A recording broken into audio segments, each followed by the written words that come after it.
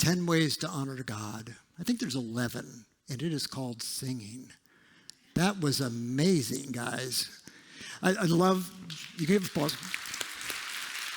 What I love was the moment where you thought it was over, but what I loved in that moment was you didn't know whether to applaud or not, because you were experiencing a moment of worship that was so powerful that you were like, I want to applaud, and yet I don't know if I should. And that was nothing but beautiful and nothing but a gift from you guys. Thank you. So, 10 commandments. We're up to 6 weeks now of 10 commandments that we're going through. And next week, I've got Jeremy preaching on the other 4 all in one moment. Isn't that awesome? I told him he can pick any of the 4 that he wants, and we're going to focus on God, and he's the worship guy. And if anybody can do this, Jeremy can. That's right. So what I want to do the 4-hour sermon. I ran over in the last service, so I'll build on that. All right, so we've been going through the 10 commandments from the bottom up. So we're going to have you repeat them after me, because I'm not going to put you through the test of saying, what are the 10 commandments from the bottom up? Do not covet. Do not lie. Do not steal. Do not commit adultery. Do not murder. All right, so we got through those from the bottom up, but if you saw on the thing on the screen up there a second ago, there's a top down as well. So when you come down from the top towards those in the bottom, you go from top down. You shall have no other gods before me. You shall have no idols. You shall not take the Lord's name in vain, and you shall remember the Sabbath and keep it holy. All right? So you've got these commandments that are going like this from our perspective, from what we're doing, towards the spot that we're talking about today. And when we look at the 10 commandments, it's believed, ancient rabbis believe that there's like 2 tablets. So when you see it in the movies, when you see Moses coming down with the 10 commandments in History of the World, some of you don't even know that movie. I'm sorry. It's a comedy, Mel Brooks. It's not good. All right, so when you saw 10 Commandments in the movie with Charlton Heston, all right, so he comes out with these 2 tablets, right? So you got 2 tablets, and ancient rabbis believe that 1 tablet is focused on God. Okay, so you've heard those 4 commandments, right? So that there's going to be over here these focus on God, and then you get to the other tablet, and it's focused on our relationships to one another. So the do not murder, do not commit adultery, do not lie, do not steal, those things, they're all on this side. And you go through these different sides, and then you're looking at today's commandment, which I haven't even mentioned yet. In today's commandment, we're going to read together. So let's go ahead and look up on the screens. It comes once again from Exodus chapter 20, because that's where the 10 commandments are. It's also in Deuteronomy 5, if you ever want to look. So here you go. Let's read together. Honor your father and your mother, so that your days may be long in the land that the Lord your God is giving you. The grass withers, the flower fades, but the word of our Lord endures forever. It's almost like the commandment starts so big, like it's God, God, God, God, 4 God things. And all of a sudden it switches over to mom and dad. So it's almost like, listen to God, but make sure you listen to your mama too, right? So it's like it's making this twist where it's starting to shift. And that's one of the keys when we're looking at these commandments, these tablets, and you're saying, well, okay, so you got these commandments on God, and you got these commandments on people. Where does honor your parents fall? Is it on this tablet, or is it on this tablet? Is it on the tablet that's focused with God, or is it focused on our relationships to others? And you might think it's over here, but they actually believe it's over here, that it's actually on the God side of the commandments. And you're like, I'm sure you're saying, why? Everybody say, why? Why? Why would it be on this side? The belief is that it was on this side because it's a bridge commandment. It's a bridge. So it's actually taking the moment from all these conversations and moments about commands with God and to God and for God that we're going to worship. We're not going to say the Lord's name in vain. We're going to put God first. All those things over here. And over here is the relationship to others. And that this one is sort of providing a bridge between the two because parents, especially in the younger years, stand in the place of God. All right? Now, it's weird to say. I'm not saying that they are God. They sort of stand in the place of God, where they're the first ones that are going to teach you, right? They're going to be the ones that are going to be teaching you in the home, like you're going to pray before dinner. Why do we pray? Because we love the God who created us. They become the leaders. If anything, you're looking at it and saying, here's all the different things that we do as parents and how they stand in their place. And that there's parallels, right? So there's parallels. God provided manna in the wilderness, and the people didn't like it. Right? They would get frustrated with it. And he would give it and say on the day before Sabbath, I'm going to give you 2 days serving. So there's going to be leftovers. Okay? So on that side over here, parents provide food. All right? They provide food. And when they do that, they provide things like lima beans. All right? Canned lima beans. I do not like canned lima beans. Is anybody, I won't make you even admit to it. It's so bad. Right? Canned lima beans. My stepmother used to make canned lima beans, and they would be on the table and they would be on the plate, and I was not allowed to leave. Anybody have this when you were growing up, or did you do it with your kids? You cannot leave that table until everything is cleared. Every last gross lima bean is taken off that table. And I'm seeing some kids who are adults looking at their moms, and mom's going, yes, I did that to you, right? So we do that. We do that, right? And when you're looking in here, it's sometimes weird rules like that, okay? So I'm going to give you a couple of weird rules from when I was growing up. Why?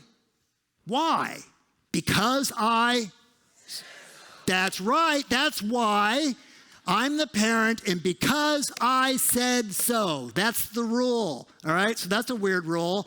How about this one? How many of you had to wait 30 minutes? Who knows what I'm talking about? Yep. What do you have to wait 30 minutes for? To go swimming. All right, so there's this weird rule that you have to wait 30 minutes. I was not allowed to go swimming for 30 minutes after I ate dinner or after I ate lunch.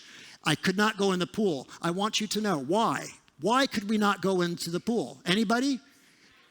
Did anybody in here ever get cramps from going in the pool? You don't know. You don't know because your parents wouldn't let you find out. But I went in at 25 minutes. No cramps. Just saying. No cramps. All kinds of weird rules that we have, right? I brought you into this world and I can. Right? Sounds like God right there. Okay, so there's all this stuff in here. That's pretty much, we just, in those 3 statements, did the book of Leviticus together. Just like that. That's right. All these weird rules because God has some weird rules in the midst of this. The reality is our parents, they don't stand in the place of God. In essence, what they are is our first priest. They're the first priest in our life. They're the people that teach us right from wrong. How to treat each other, how to respect how to respect other people's property, how to share, how to give to another person, how to think outside the cycle of just myself, how to even get to that where it goes beyond the self into the family, beyond the family into the community. We talked about it during the announcements, right? They're going to be doing a food collection. Who's doing the food collection? People in purple shirts that are students that we've raised up. We've raised up that they hold that mission for themselves, that they can actually live into what it means to be a follower of Christ. And to not just be thinking of selves, but to be able to think of others. What parents do is they establish a foundation for faith and for a faith-filled life, living it day by day, if we do it right. If we do it right, all right? What I want to do is I counsel families on occasion, okay? And there was a counselor here years ago whose name was Jerry Cade. And Jerry was a wonderful counselor who came up with a diagram that sort of wraps up what it means to be a parent and what to be a child and what that looks like over time. And so I asked Gideon if he could just make a very simple graphic for us to be able to look at today and for us to sort of walk through this. And he put it up on the screen there, if you wouldn't mind, because what you're going to see is this wonderful journey of parent at the top and child at the bottom. And to imagine the lines that you see, that's responsibility. Okay, so that's the responsibility line. And what's happening is when a child is born, they can't do anything. Okay, they can cry and apparently they can poop. Okay, that's the 2 things they can do. All right, so that's the two things. And you got to change their diapers, okay? So you got to take care of they can't even burp on their own, okay? So you got to throw them up on the shoulder, right? All right, so in order to get them to burp. They can't do anything. So you have full responsibility for your kids. Absolutely nothing they can really do for them other than they can cry and say, I need something, and you're trying to interpret what that something is. But over time, what happens? They start taking more responsibility, and you start giving it to them, right? Because they're taking it, if they're taking it appropriately, and suddenly you find yourselves teaching them how to do the bunny ear tie of the shoelaces, right? And then you're teaching them the other way, the normal way, right? To tie shoelaces. And it used to be that you picked out the clothes for them every day, and now they're going in the closet and saying, I want that. I want Pokemon shirt, right? I want princess. Whatever it is they want, and they're able to start picking out things. And what that is, and you're giving them more and more opportunity to actually own responsibility. And there's a joy in that as they're doing it until, everybody say until, the next slide.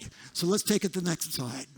It's what Jeremy sort of mentioned in the offertory. The whitewater years. Now, those of you who know. You know what the whitewater years are.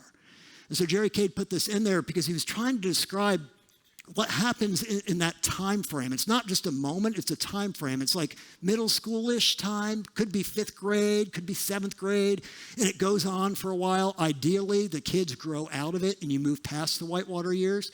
But if you've been through the whitewater years, you know the whitewater years. You might have gone through the whitewater years. It's that time where you're trying to say to those kids, no. And they're saying, yes, that's right. Thank you. You want to come preach? Bring it, all right? So they're saying yes to your no, and you're wrestling back and forth, and the whole honoring parents, you're like, Richard, they're not honoring me. And so what happens is sometimes when they're not honoring you, you call a meeting, and you say, Richard, will you sit down with me and this problem child? And we sit down together, and we start walking through that journey. I draw that on my table. I have a glass table, and so I use a dry erase marker, and we draw it. And start walking through the steps. And we get to the whitewater years. And what I do is I pause for a moment. I say, let me tell you a story of what this looks like for me, for my kids. Just one step in our journey. And what happened was we lived across from Oakhurst Elementary School. All right, so it's like 2 streets removed. And kids could walk to school, okay? But they were young. And I wasn't going to let them walk to school alone. And my position happens to afford me flexibility in schedule that I could walk them to school, okay? So I would walk them together, all right? And we would go to the crossing guard. We'd wait for the crossing guard, and then we would walk. And we would walk all the way to the classroom because back then you were allowed to go on school campuses as a parent. You can't do that these days. But we could back then, and I would take them to the door where their teacher was. And there'd be a little row of kids sitting there, all cute and angelic. And they'd be sitting there, and I'd tell my kids, you stay here, you're safe, and I would walk back home. All right? And then they'd go into the classroom, they'd have their class. At the end of the day, I walked faster because I didn't have the kids. I'd walk faster, and I would come up to that same door, and I would wait for the doors to open, the kids would come out, and I would take their hands, and we would walk back home. Okay? So we got all the way home. What's going to happen next? Over time, they always rebel. But over time, what's happening is I said, I'm going to take them all the way to school. So I'd walk them all the way to school, all the way to the classroom. And I said, today, you're going to meet me at the crossing guard. When you come out of the school, when you come out of your classroom, I want you to come and see me at the crossing guard. Don't stop to talk with friends. Don't play on the play. I want you to come. Do you understand? Good. All right. And come and meet me there. And there they were, like magic, except for the times they rebelled. All right. So there they were. If they kept going down that road, it finally got to the point where I would walk them all the way to the crossing guard. And I'd watch them go across the street, and they would go to the school on their own. I'd just make sure they were on the school campus. They're safe. They're within adult supervision area, and I would go back. Over time, it finally gets to the place where there's the sound of keys down here, all right? So there's keys. These things right here, did you ever give them to your kids? I'm not talking about the car keys. The house keys, right? I would hand them. I finally got to the place where I'm like, okay, here's house key. What I want you to do is as soon as you get home, you call me. Call me and let me know that you're safe. That's your responsibility. Now, this is all happening in my office with parents and a student. What happens, I can say to the student, if they don't call me? What happens if they don't show up at the crossing guard? What's the first thing going through my mind? And I've been focusing on safety. I'm concerned for safety. Your parents are concerned for your safety. And sometimes what happens on that line that's going up is sometimes you get a little tug back and there's consequences for actions. Your parents love you and they want to do what's best for you. And your call in this time is to honor them, okay? Now, that's sometimes hard for a kid to get to, but sometimes the example helps them to be able to sort of work through that struggle.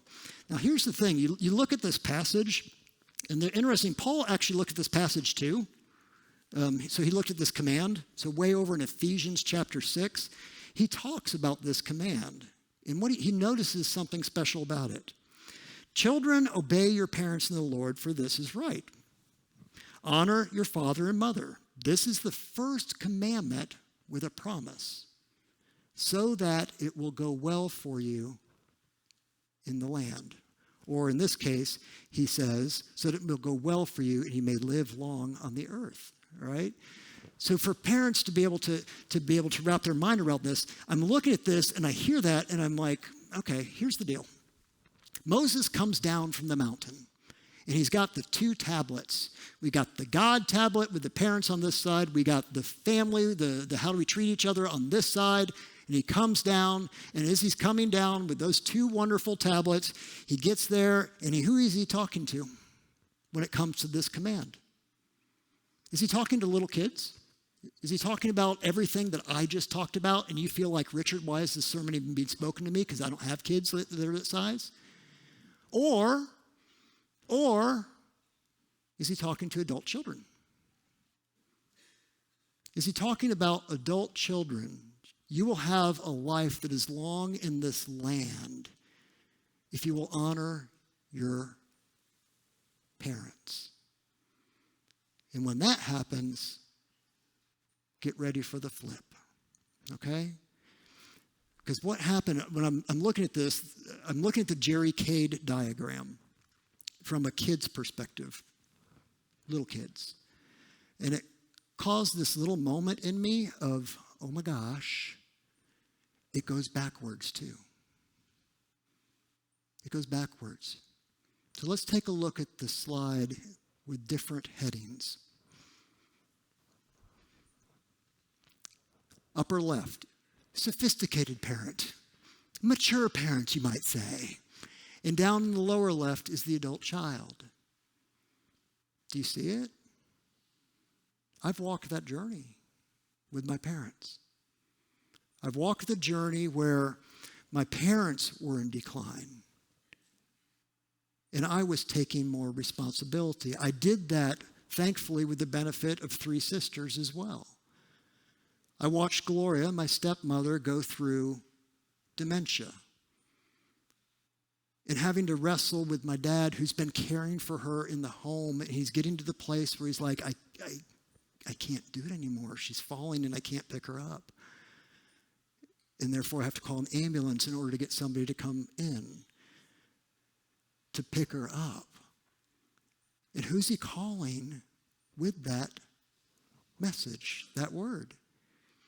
He's not calling his parents. His parents, my grandparents, are no longer alive. He's calling his kids, who are now his companions on the journey, and saying, I don't know what to do. I don't know how to best care for her. And getting to the place where over time, as her dementia got worse and worse and the falls became more frequently, that we started looking for a place to be able to put her in. And we had to wrestle with the place. They didn't have that much money. And so without the money, what do you do? Some of you know this story. Some of you are living that story.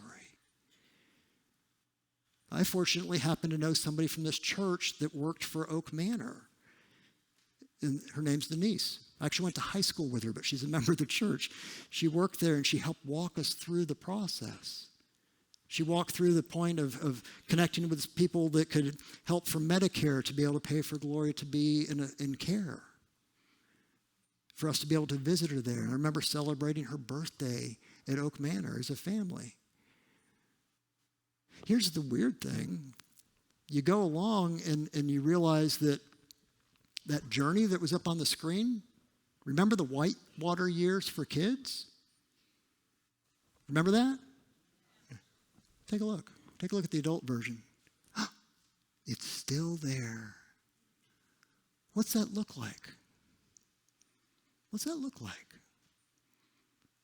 As the sophisticated parent, what does that look like? I had to go visit my dad. Remember these? Dad, I got to take him away. Guys, the person that taught me how to drive, I had to take the keys from. At a point later on in the journey, the car key was gone and the house key was still there. My dad ended up with Parkinson's. In the midst of the Parkinson's, he had he didn't have the shakes. He had shuffling feet. He would walk like this, just little shuffling feet, little small steps, and we would do exercises together to try and keep him to be able to maintain balance. But he was starting to fall on occasion. He started to have delusions at night, and I couldn't be awake 24 hours a day. My sister had moved in with him for a year. She has a husband. She has her own house. She moved in with him for a year to try and care for him. But you can't keep your eye on him all the time. I put child-proof locks on my doorknobs. He defeated them one time and showed me. I defeated your program. I'm like, I see that, Dad. Thank you. That makes me feel better. Right? In essence, I then had to come back for this key, and the person that had raised me up in a loving, kind home, my first priest, I had to take the house key away. The whitewater years for us as adults and sophisticated adults is the conversation that has to happen in these moments. And that's hard. It's hard for the kids, and it's hard for the sophisticated adults to have. And it's scary. It feels like losing control on one side. It feels like taking away freedom from the other side. And maybe the greatest gift that you can give to your kids, if you're one of the sophisticated adults, to honor them as they seek with every fiber of their being to honor you, is that I'm safe to talk to. If it gets to that point where you feel like I need some help, I would love to hear you loving me and honoring me in that way. The thing that happens when we're little kids is our love it's unrestrained, absolutely unrestrained. I think of the macaroni necklaces. Remember the macaroni necklaces and the drawings that my kids would do? And it wasn't for them. They did the drawings for me, or they did the drawings for Linda, or they did them for both of us. I remember the hugs and the kisses. I remember Brianna, I've got a picture of her at a park up in Georgia when I was in seminary, and she's got her arms open wide, and she's running towards me to give me a hug. I remember those moments and how special they were, the unrestrained nature of it. I wear a robe in here. and you don't get to see what's underneath the robe. You want to see what's underneath the robe today? It's a weird question. I know. However, it's Tigger. Huh? It's Tigger. Why is it Tigger? It's not just because he's Tiggerific. T-I-double-G, right? He's bouncy and trouncy and full of fun. Yes, he is. And I love Tigger. I considered myself Tigger with my kids because I was bouncy and trouncy and fun. And they knew I loved Tigger, and they loved that I was Tigger. And every stinking Father's Day, I got a Tigger tie. Everyone. One time I got a Tigger's plush animal. They ordered it special that said, best dad ever. And he's got it's a green sweater on top of Tigger from Disney World. And I got a mug that comes with it that proves it. It makes it true. Best dad ever. Right? We get to that place where that happens, and then we hit middle school. We hit that whitewater year stage where we struggle a little bit more with what that looks like. And the one gift that maybe a middle school or a high school are going through those times, the gift they might be able to give is to not do something, and that is not do this.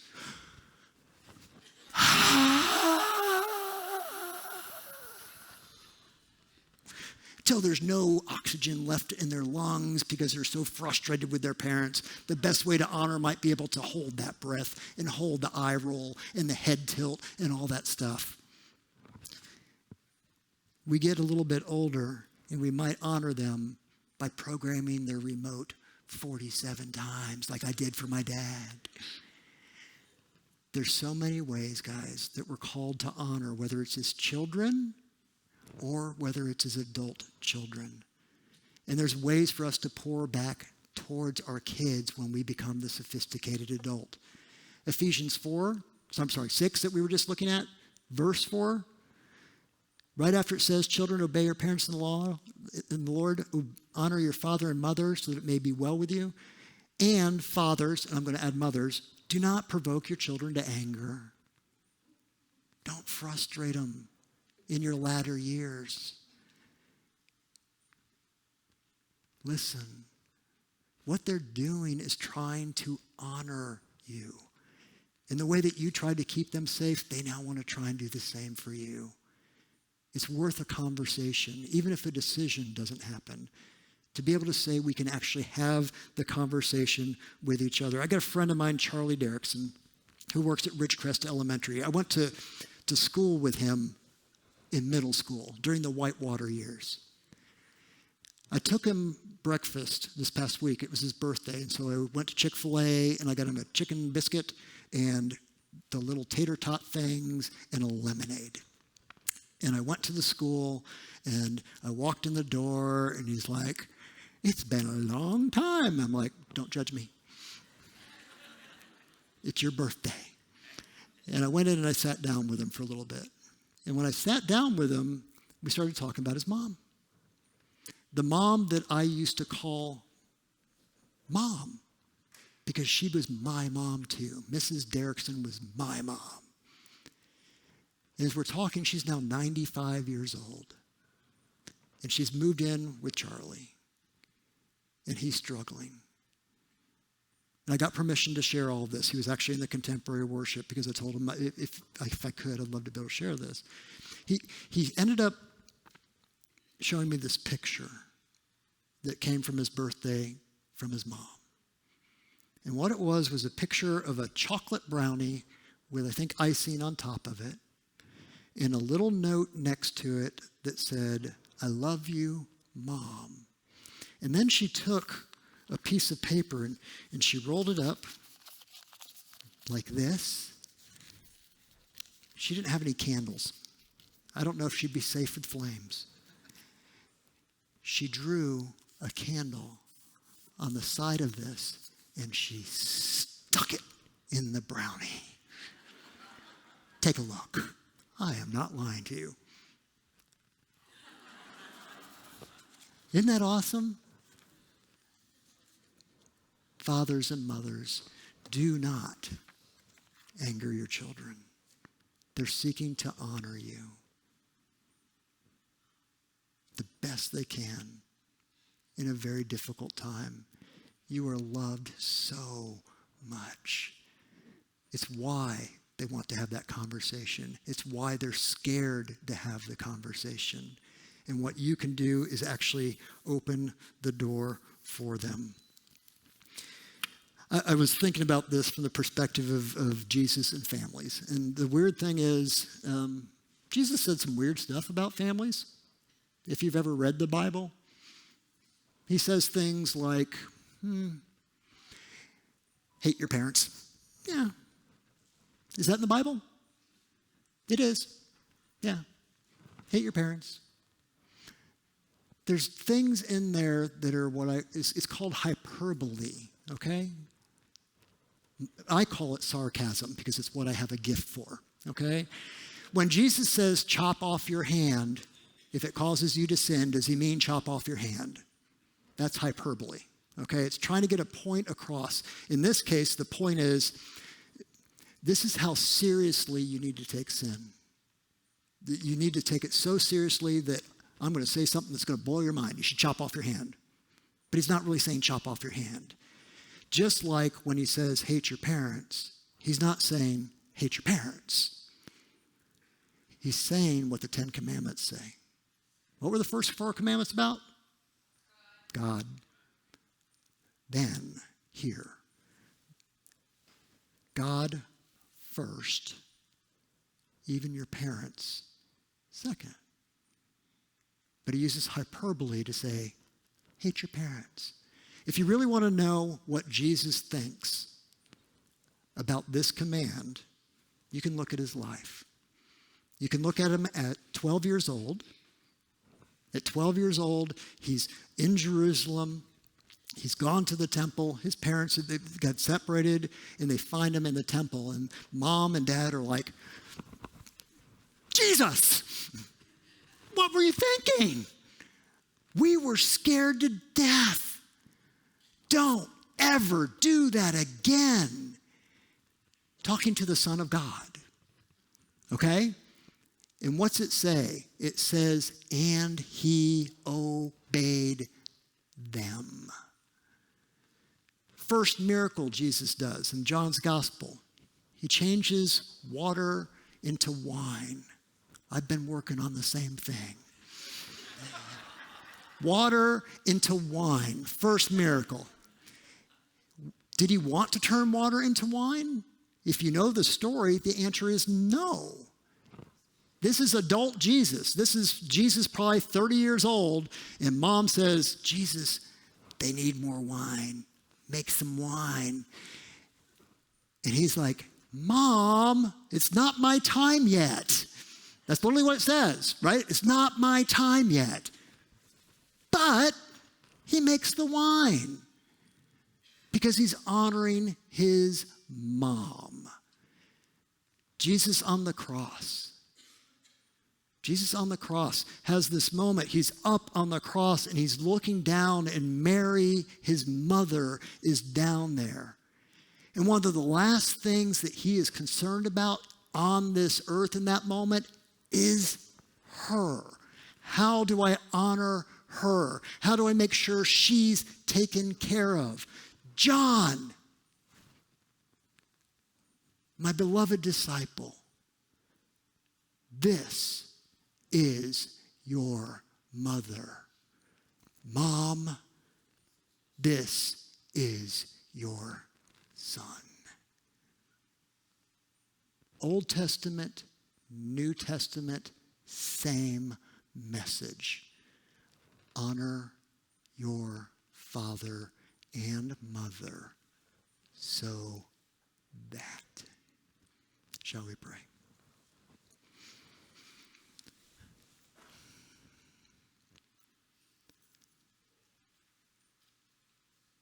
God, the stories that I shared today are ones that when I was living through them, felt like hell. How do I take my keys, my dad's keys, from him when he taught me how to drive? How do I take house keys when he provided a home?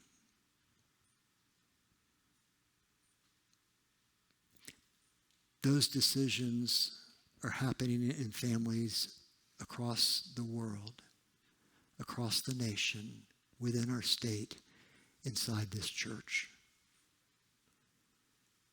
Give us an ability to be able to honor our parents. If we are parents, sophisticated adults, help us to honor our children. To be able to engage in conversations that we may not want to have. To be able to bring peace in the midst of moments that would be filled with anxiety. But all we have to do is say the word. It's okay to talk about anything. I said that to you when you were a kid. You can come to me for anything. I say that to you as a sophisticated adult now. As a mature adult now. If you see something in me, I'm willing to listen. And thank you, my child, for honoring me and loving me. We pray this, God, in the name of your Son, Jesus, who taught us this and so many other things. Amen. Heart of heart, whatever may befall. Isn't that beautiful? I hope that you are that for your kids and your kids are that for you. That you're able to walk that walk. We have wonderful ministries at this church that can provide you help along that journey's way. If you don't have kids or you don't have kids in the area, we have our Anona visitation team that can sit down and walk with you, hear what's going on and let you know that you're not alone. If you need a Stephen minister, we have those available to you, people that can walk alongside of you through whatever it is that you might be facing.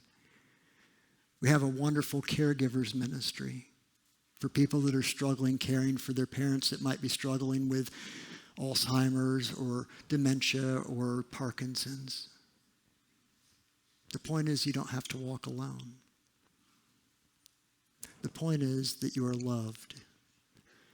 And Jesus, when he took this message, when he told John, this is your mother, he was telling a person that that wasn't his mom. That's the beginning of the church. We are in a family now. When you're baptized, your last name becomes Christian. And you don't have to be alone. And I don't want you to be alone. I want you to be honored, and I want you to feel love. God bless you. Go in peace. Amen.